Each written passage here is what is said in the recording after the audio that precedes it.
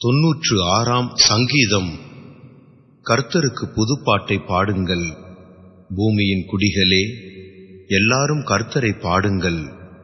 கர்த்தரை பாடி அவருடைய நாமத்தை ஸ்தோத்தரித்து நாளுக்கு நாள் அவருடைய இரட்சிப்பை சுவிசேஷமாய் அறிவியுங்கள்.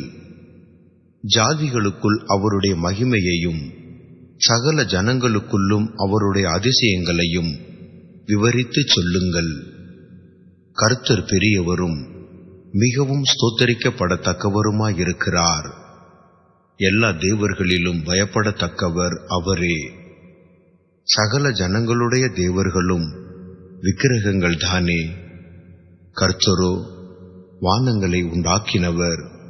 மகிமையும் கனமும் அவர் சமூகத்தில் இருக்கிறது. வல்லமையும் மகத்துவமும் அவர் பரிசுத்த ஸ்தலத்தில் உள்ளது. ஜனங்களின் வம்சங்களே, கர்த்தருக்கு மகிமையையும் வல்லமையையும் செலுத்துங்கள்.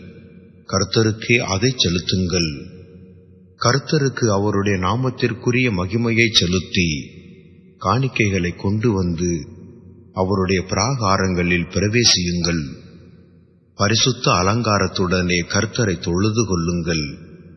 பூலோகத்தாரே, நீங்கள் யாவரும் கர்த்தருக்கு முன்பாக நடுங்குங்கள். கர்த்தர் ராஜரீகம் பண்ணுகிறார். ஆகையால் பூச்சக்கரம் அசையாதபடி உறுதிப்பட்டிருக்கும். அவர் ஜனங்களை நிதானமாய் நியாயந்தீர்ப்பார் என்று ஜாதிகளுக்குள்ளே சொல்லுங்கள். வானங்கள் மகிழ்ந்து பூமி பூரிப்பாகி சமுத்திரமும் அதன் நிறைவும் முழங்குவதாக. நாடும் அதிலுள்ள யாவும் களிகூறுவதாக. அப்பொழுது கர்த்தருக்கு முன்பாக காட்டு விருட்சங்கள் எல்லாம் கெம்பீரிக்கும். அவர் வருகிறார். அவர் பூமியை நியாயந்தீர்க்க வருகிறார். அவர் பூலோகத்தை நீதியோடும் ஜனங்களை சத்தியத்தோடும் நியாயந்தீர்ப்பார்.